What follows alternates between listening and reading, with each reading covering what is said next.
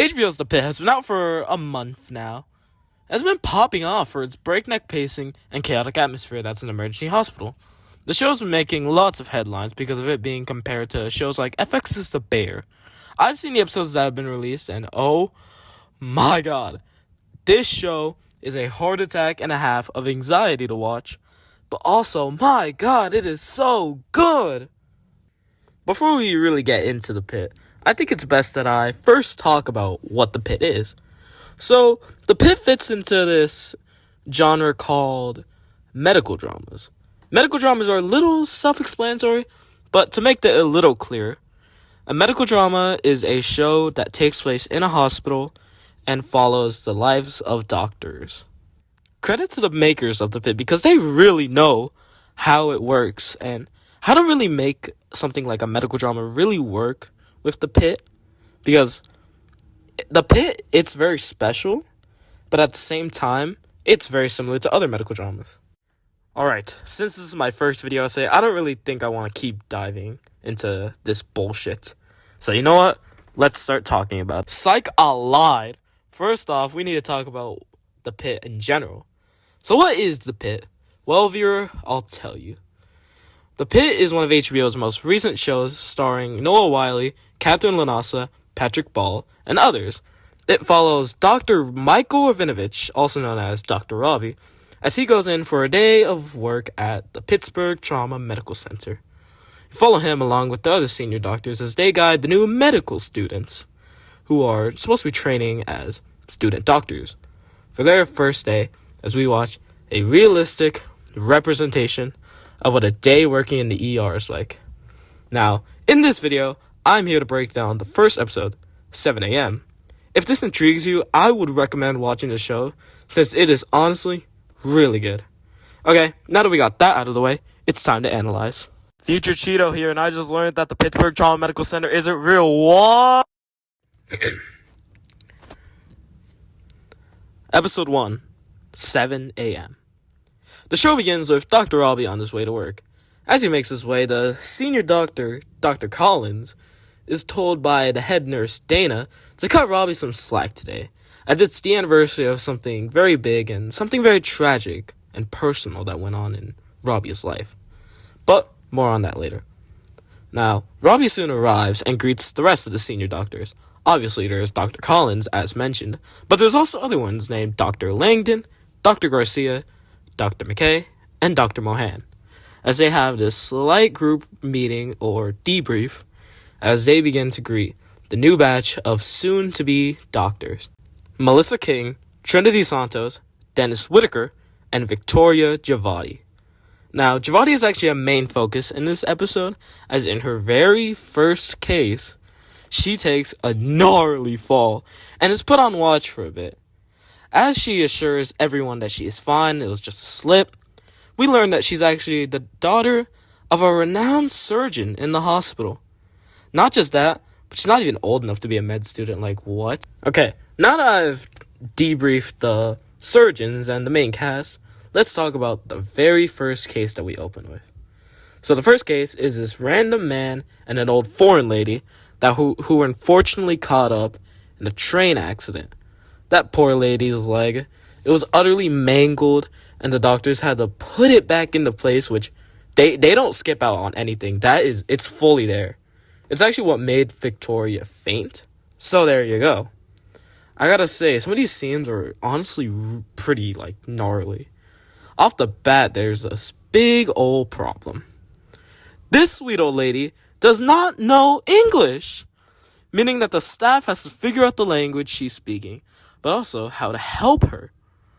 In this, there's also the next victim, Sam Wallace, who jumped onto the tracks to save the woman, who we learn was pushed into the tracks, a victim of a hate crime. But back to Sam. We see that he slipped while getting out and suffered a major head wound. But no time for that! Next patient, bitch! I live for this shit. As I was saying, next patient. Next patient is triathlete Otis Williams comes to see Dr. McKay after suffering shortness of breath while running, and he goes into cardiac arrest. He continues into going into cardiac arrest again and again and again until Robbie comes in and realizes that this guy's potassium must be sky high from all the exercise he's been doing. Jesus Christ, do they really do that much exercise? Jesus. Which in turn sends him into renal failure and short-circuiting his heart, basically. He does not wait for labs to continue this and instead proceeds with treatment. And while dangerous, it ends up being the correct thing to do because it saves Otis's life. There's a later scene where they figure out what language that poor lady speaks, and it's revealed that she's actually Nepalese. As they begin to treat her, we're treated for a scene with Dr. Collins, and the lady puts her hand on Collins' stomach and mutters the words, "How far along are you?" Dr. Collins is pregnant. Now, allow me to lay down some extra info. So Dr. Collins and Dr. Robbie were actually a thing before, and while they're on better terms now, they don't always see eye to eye. Dana also finds out this episode, actually pretty early on this episode as well.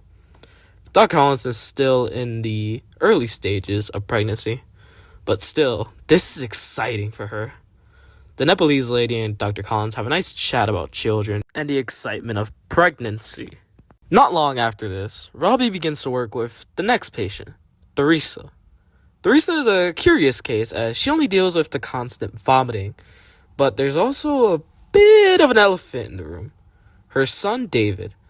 David is a bit of an odd kid as he seems disconnected to what has been going on, and eventually it's revealed that Theresa isn't there because she is sick, but she actually just took a shit ton of medication to induce the vomiting because she's worried for David.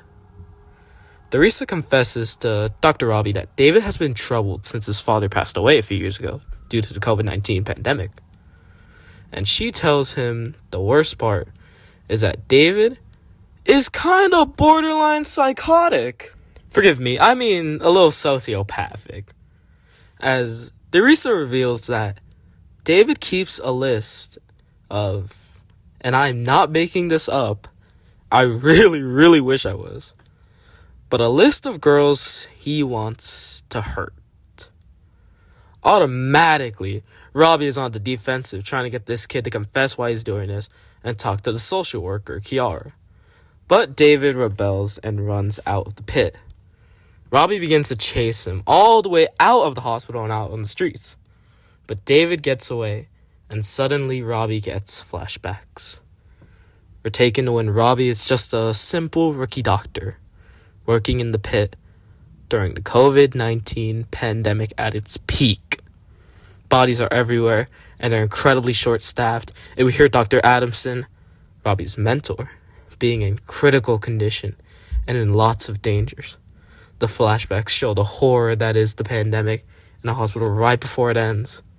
Robbie is confused, angered, and going through a lot as he has to go through the whole 15-hour shift on one of the worst days possible. The anniversary of Dr. Adamson's death.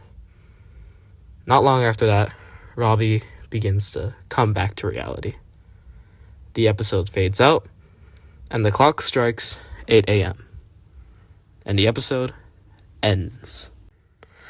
Whew. Okay. Alright, we made it through. Are we all good? We're all good? Okay. Perfect. So, yeah, I guess that was a lot of info to put through your minds. But now, let's dive into it. Boy, I can't wait to see how long that was. You know, I don't expect it to be that long because I kind of went through it pretty fast. Regardless, let me talk about this now. Why is the pit organized chaos? Well, the pit is known for its complex, immersive storytelling and its ability to balance intense drama with moments of humor and unexpected twists. Can I just say, Dana is a national treasure. I love her. She's so funny. Now, one of the standouts of the pit is its deep, multifaceted characters. Each person has their own intricate backstory, motivations, and dreams, often conflicting with one another. This creates tension, intrigue, and emotional depth, making this feel like organized chaos. Because these characters' lives are chaos, yet there's a system to the madness. They each have a bigger purpose in the picture, even if it always doesn't seem clear. It's a chaotic atmosphere, but one that somehow operates within a structure. Just hearing them all talk to each other and go through procedure is like how you'd imagine a family would be talking. You know, they're all buddy-buddy until, God forbid, someone messes up and they're gonna turn the hospital into the fucking NXT parking lot. The Pitt also excels on making this show as brutally honest as possible. They make it seem so genuine and raw and alive, and that doesn't seem like you're watching a show. It just feels like you're watching a bunch of disgruntled doctors raising hell in a Pittsburgh hospital. But you want to see more of one plotline? Well, the Pitt will just say, "Fuck you, bitch. Keep watching the other plotline. Eat that shit up like a good boy." This show will show you all these interesting plotlines, and as much as you want to see more of it, the rest of them are still going to be really good, and I cannot stress that enough. But the big thing about the Pitt is the pacing. This show gives you no time to breathe, and in the time that it does, they're either the best scenes or they're just fucking filler. Now, the whole theme of the episode is that you can't expect anything, which is so true for hospitals. You literally can't expect anything to happen. The first patient rolls in, you hear their story, boom, next patient.